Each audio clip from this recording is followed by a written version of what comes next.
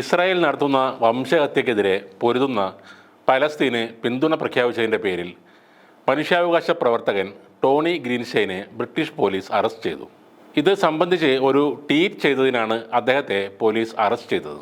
69 വയസ്സുള്ള ടോണി ഗ്രീൻസ്റ്റെയിനെ ഭീകരവിരുദ്ധ സംഘം ആദ്യം കുറേ നേരം ചോദ്യം ചെയ്തു. അതിനുശേഷമാണ് അവർ അറസ്റ്റ് രേഖപ്പെടുത്തിയത്.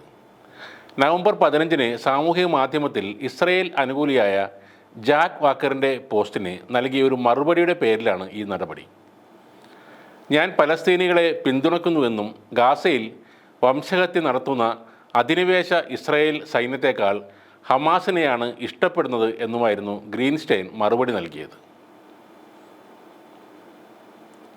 ഗാസയിലെ ആശുപത്രികളിൽ ഉൾപ്പെടെ ഇസ്രായേൽ ആവർത്തിച്ചുള്ള ബോംബാക്രമണം നടത്തുകയും ആയിരക്കണക്കിന് സിവിലിയന്മാരെയും കുട്ടികളെയും കൊന്നൊടുക്കുകയും ചെയ്തതിനെ ന്യായീകരിക്കാൻ വ്യാജ അവകാശവാദം ഉന്നയിക്കുന്നതിനെയാണ് ടോണി ഗ്രീൻസ്റ്റെയിൻ ഹാസ്യരൂപേണ ചോദ്യം ചെയ്തത്.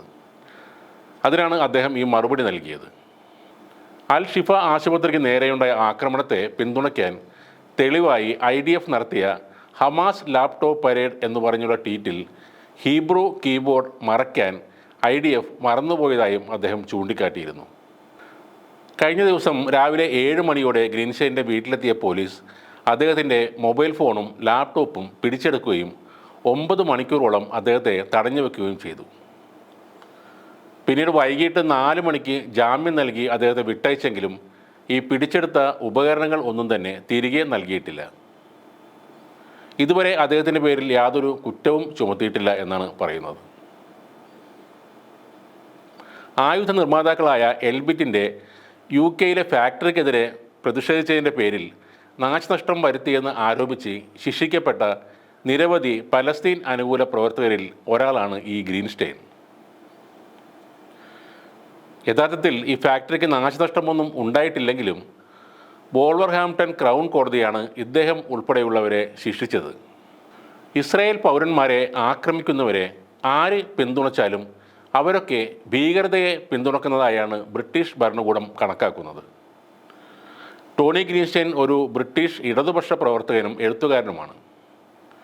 ഫാസിസ്റ്റ് വിരുദ്ധനായ അദ്ദേഹം പലസ്തീൻ സോളിഡാരിറ്റി ക്യാമ്പയിൻ്റെ സ്ഥാപക അംഗവുമാണ്. 2018-ൽ സയനിസ്റ്റ് വിരുദ്ധൻ എന്ന് ആരോപിച്ച് ഇദ്ദേഹത്തെ ലേബർ പാർട്ടിയിൽ നിന്നും പുറത്താക്കിയിരുന്നു. ഒരു ഓർത്തഡോക്സ് ജൂത കുടുംബത്തിലാണ് ഗ്രീൻസ്റ്റെയിൻ ജനിച്ചത്. ഇദ്ദേഹത്തിൻ്റെ പിതാവും ഫാസിസ്റ്റ് വിരുദ്ധ പോരാട്ടത്തിൽ പങ്കെടുത്ത ആളാണ്. 1936-ൽ കേബിൾ സ്ട്രീറ്റ് യുദ്ധത്തിൽ ഫാസിസ്റ്റുകൾക്കെതിരെ രംഗത്തെത്തിയ റബ്ബി സോളമൻ ഗ്രീൻസ്റ്റെയിൻ ആണ് ഇദ്ദേഹത്തിൻ്റെ പിതാവ്.